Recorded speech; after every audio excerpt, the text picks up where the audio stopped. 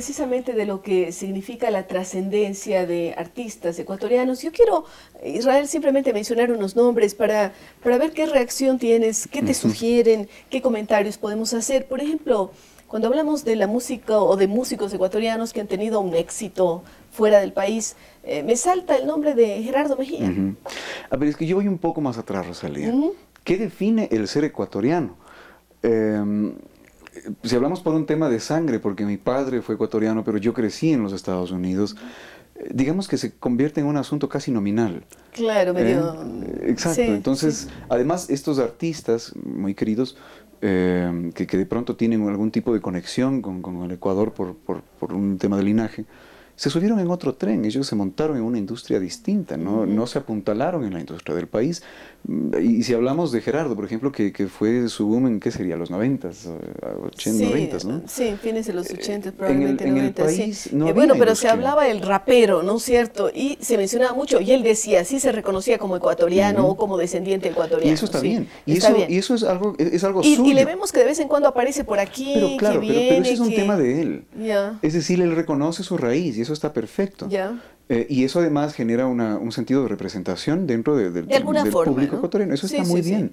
Eso es una cosa. Pero su triunfo, Pero su triunfo no le significó al Ecuador No, porque a ver, un avance. el Ecuador está ávido de representantes, está ávido de símbolos que le permitan presentar una cara en la comunidad. Y el tema es que existen artistas, en el caso por ejemplo, de Gerardo, o en el caso de Gaby Villalba, que fue parte del grupo Kudai, que fue de una fama gigantesca. Aparte del talento personal que puedan tener, que no es el tema, Así es. sino más bien ellos se subieron en un tren distinto. Ellos fueron parte de una industria totalmente distinta, que no tiene que ver con la industria ecuatoriana. Cristina Aguilera. Es otro ejemplo. El apellido es ecuatorianísimo. Total, ¿no? y ella tiene una ascendencia guayaquileña. Sí, el padre. Pero parece ser que ahí hubo un... Exactamente, pero nos queda como dato, digamos, desde mi punto de vista, por lo menos yo lo leo así, son datos curiosos, interesantes. A ella no le interesa tampoco lindo. reivindicar sus raíces ecuatorianas. En el caso de ella menos, ¿no? De ella menos, sí. Ella menos. Sí. Y digo, en todo caso es una cosa muy linda, es un detalle, digamos, es una nota curiosa. Una nota de orgullo para el ecuatoriano. Bueno, esta señora que llegó, esta chica que llegó a la cumbre. Pero esto pues, no tiene que ver con un desarrollo de un producto desde la perspectiva de la industria ecuatoriana. Vanilla Ice. Es igual, es exactamente igual. Existen raíces ecuatorianas que de pronto se filtran, o ellos personalmente y voluntariamente casi hablan, como una curiosidad, ¿no? Exacto. Yo por lo menos lo leo de esa forma. Sí.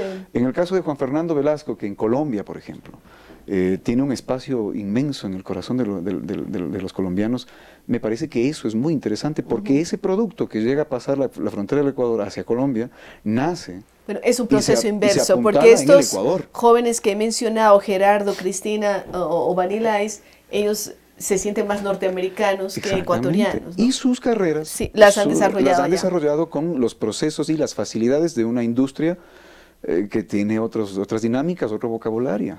Solo por curiosidad quería preguntar y mencionar estos nombres, pero volvamos a lo nuestro. ¿Cuál es el futuro de Israel Brito? Yo creo que es justamente conciliar el momento de la vida actual, y creo que eso es algo de que el artista hace todo el tiempo, con lo que dirá y a lo que sonará su música de aquí en adelante. Ese es mi punto de vista. Claro que sí, es profesionalizar todos los procesos internos de mi trabajo, y a través de eso, pues sí, espero poder tener un poquito más de eco en la vecindad más cercana, entiéndase, Perú, Chile, Colombia. ¿Hay ya visualización de oportunidades? Absolutamente sí, y partiendo, claro, de haber firmado con una disquera que facilita muchos de esos... Claro, de esas abre vías, puertas. ¿No? Abre puertas. La canción que grabé con Alex Ubago, la última que lancé a finales del año anterior, es una canción que se está lanzando ya en España, y esperemos que todo el ruido que se pueda generar con eso en España nos sirva para entrar inmediatamente a Colombia, a Perú y a Chile. Es un proceso, cuando uno habla de internacionalizarse, habla de una empresa grande, no es nada fácil, y creo que con eso hay bastante trabajo por hacer. Los primeros pasos están dados. ¿Motivos de inspiración para componer las canciones? La materia prima del artista es la vida en todas sus formas, ¿no? Amor, desamor, éxito, fracaso, amores, desilusiones, placeres, dolores. Esa es la materia prima, es el barro, y Y claro, cada quien tiene las manos distintas y las emociones distintas y suenan Dentro distinto, ¿no? de esos placeres está, lo habíamos mencionado, la lectura. Y yo vi por allí en alguna entrevista que andaba Israel Brito leyendo a Oriana Fallaci, la gran periodista, comunicadora italiana. ¿Qué te llevó a leer a Oriana Fallaci? En alguna ocasión, en la casa de un buen amigo mío, encontré el libro La ira y el orgullo. Lo hojeé. Dramático libro, es un libro impresionante. Fuerte. Y creo que haber encontrado eso me llamó muchísimo la atención, el título. Luego seguí con esa misma línea de lectura cuando ella quiso hacer una especie como de escrito posterior a La ira y el orgullo. Escribe La fuerza de la razón.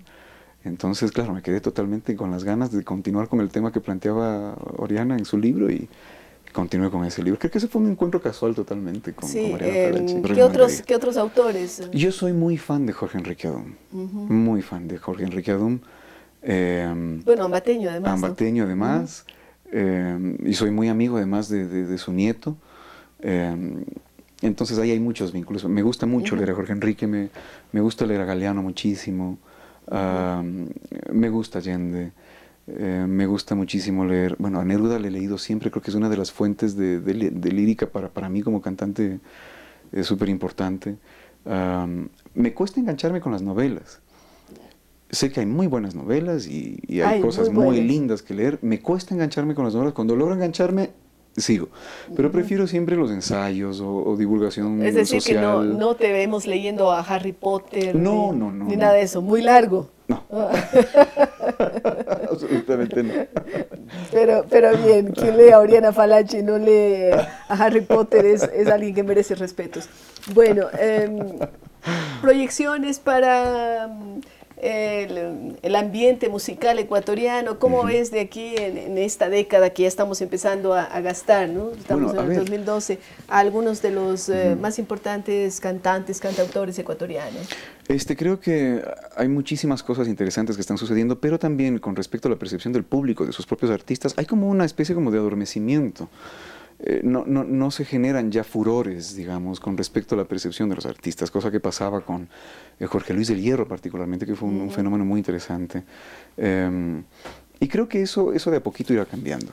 Pero bueno, hay otros nombres que surgen, que van saliendo, y pensemos en alguien como Máximo Escaleras. Ese es un fenómeno totalmente distinto. Es un fenómeno, pero causa pasión, pues. Absolutamente. Y yo creo que esa es una parte de la música que yo admiro y respeto mucho.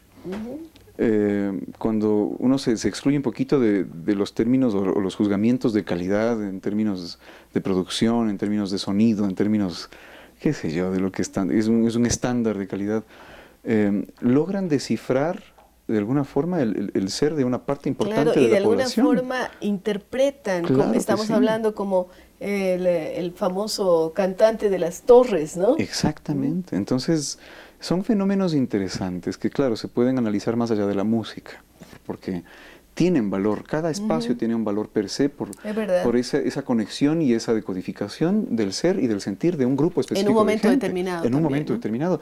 Y ese es un fenómeno que tiene vida propia y que por más allá de juzgamientos de valor o de calidad existen y son legítimos. Definitivamente. Bien, nosotros queremos agradecerle muchísimo a Israel Brito. Con él hemos tratado de desnudarlo, de sacar esas cosas que internamente se conservan, de que nos hable de sus pasiones, de sus hobbies, de sus gustos. De alguna forma hemos desentrañado al ser humano que está detrás del artista que vemos a veces en la pantalla, a veces en los escenarios. Gracias, Israel. Rosalía, mil gracias. Y con ustedes, queridos amigos, regresamos luego de una pausa.